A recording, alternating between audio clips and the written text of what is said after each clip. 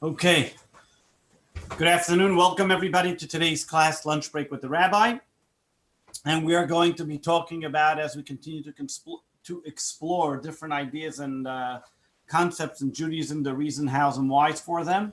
Today we're going to be talking about something very interesting, which is why today don't we experience great miracles as many years ago? And as I'm sure you're all well aware, we celebrate many of the holidays, Passover, Shavuos, Sukkot, every great holiday that we talk about, especially biblical proportion type of holidays.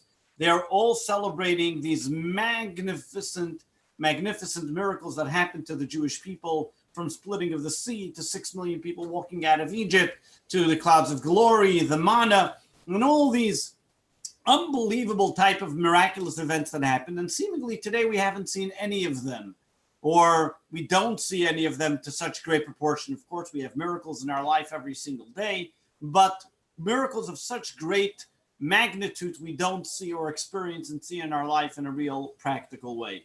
And why is it that during the time of the Bible we do find these great miracles and today we don't? So we're going to talk about a little bit today the concept of miracle. What is a miracle? Why then are there miracles in such a manner, and what kind of miracles we experience today? So to get deeper into this, the question we have to ask ourselves is, what's the benefit of a miracle? What does a miracle accomplish? What is a miracle in general? They say a story, once a woman came to a rabbi and asked the rabbi if she's allowed to use milk instead of wine for the 4 cups for the Seder. And the rabbi looked at her and said, that's a very perplexed question. And you know what? Why don't you, here's $100, go buy some wine and some matzah for Passover, and after Passover, I'll let you know what the answer is. The students sitting around the table were looking at the rabbi and said, I don't understand. This is an obvious question. One only can use wine or a derivative of wine for the Passover Seder. Why were you questioning if you're allowed to use milk? And the rabbi looked at the students and said her question was not if she can use milk. If she's asking that she needs to use milk, means she can't afford Passover provisions. And she was just embarrassed to ask for help. And therefore, I gave her the money for Passover provisions. When a person asks a question, or when we talk about different events, it's not necessarily what we see on the outside. It's more what's lying beneath the surface. So when we talk about miracles, yes, miracles are grandiose. Miracles are amazing. Miracles make for great sound effects, movie effects, whatever it may be. But what is really technically behind a miracle? What is the purpose? What is the seemingly idea behind any type of miracle? And what would be the pros and cons of any type of miracle? So we take one miracle, interestingly enough, where Rabbi Landau talks about the concept of, we find that the miracle when the Jewish people came into the land of Israel, the first city that they conquered was Jericho. The Jewish people surrounded these walls of Jericho, and with their trumpets, they blew a great sound, and all of a sudden, the walls of the city came crashing down.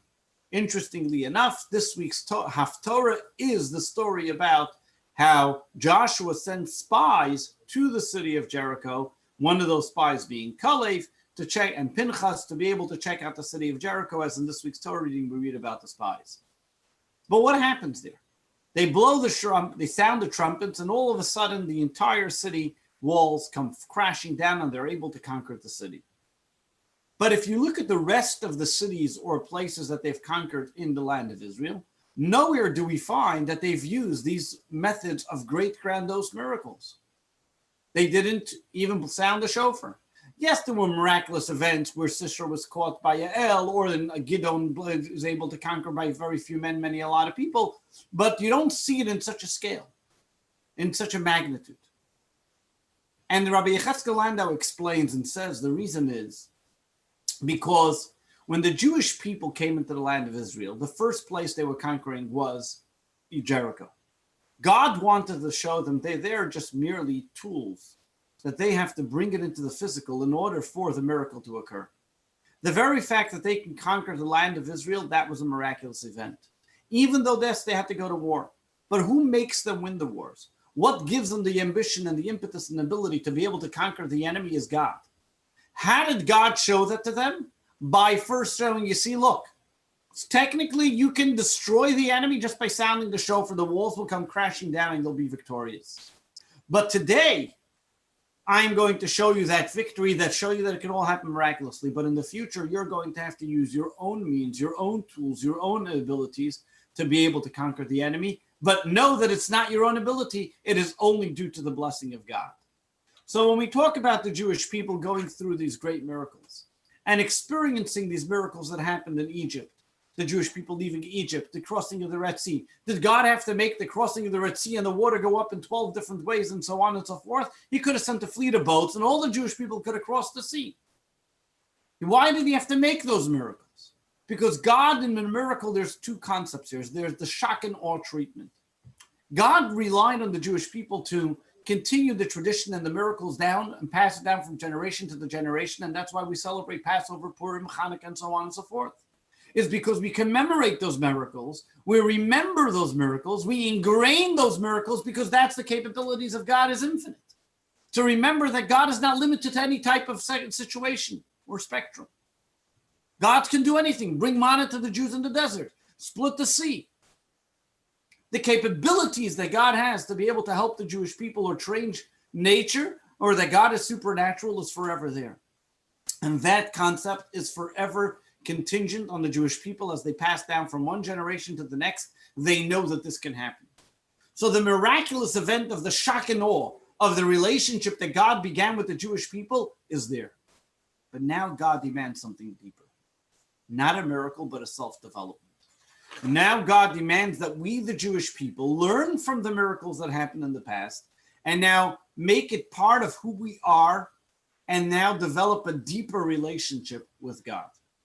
When a miracle happens from above, a miracle, yes, occurs, and that transforms the person. But as quick as the transformation is, that's as quick as it can fall apart. Look at the Jewish people. They had the miracle of crossing the sea, of the 10 Commandments given at Mount Sinai, but merely 40 days later, they were sitting with the golden calf. It didn't change their being. It didn't change the way who they are. A miracle, by definition, we can experience every single day in our life. But there are two types of miracles. There's a miracle that's showered upon you, which gives you the shock and awe, as we mentioned, and that's easily shaken off. Okay, we can find excuses, whatever it may be. But then there's a relationship with God that God asks us to develop. And that relationship with God is beyond the miracle, is the infinite within us connecting with the infinite God. The miracle that every single day of life that we move on and change the world, change ourselves, making miracles happen within the different aspects of our life. That's the relationship that God is looking for. That's the relationship that God is saying that we have. There's a story told with a fellow by the name of Yehuda Avner. He was an advisor to Menachem Begin. He was an ambassador in the United Nations, and he once had a meeting with the Rebbe. And he asked the Rebbe, what is the job of a Rebbe? And the Rebbe told him that the job of the Rebbe is to ignite, as a candle to ignite Jewish souls. And at the end of the audience, they went on to discuss other things as well. And at the end of the audience, he asks the Rebbe, and he asks him, "Nu, did you ignite my soul?" And the Rebbe tells him, "I've given you the match. Now you need to ignite." God gives us the match. God gives us the ability to connect to God. God gives us the ability to create miracles in our life. God wants us to discover what's beneath the veil of the natural world. And as a result, when we make that self-discovery, when we take the match and ignite the flame, then we know that our relationship will be deeper and ever more lasting and eternal. God tells us, I am giving you the opportunity to create miracles in your life. The question is, what are you going to do with it? What are you going to do with this match? Are you going to ignite a flame and a candle and bring light and ambience and warmth and happiness to the world? Or are you going to use it for a destructive measure? God gives us every single day the gift of waking up in the morning, the qualities, the talents that we have. And he is waiting for us to make miracles the same magnitude as the miracles that happened then 3,000 years ago. Then it was through the entire Jewish nation. And every single day, it's to every single one of us, telling us that we can make a difference, make a miracle in our life, and develop and create an everlasting relationship with God. So here's your task. Make a miracle and change the world. Thank you for tuning in to Lunch Break with the Rabbi. We'll see you again tomorrow at 1 p.m. Tomorrow we'll be talking about Ethics of Our Fathers, Chapter 3.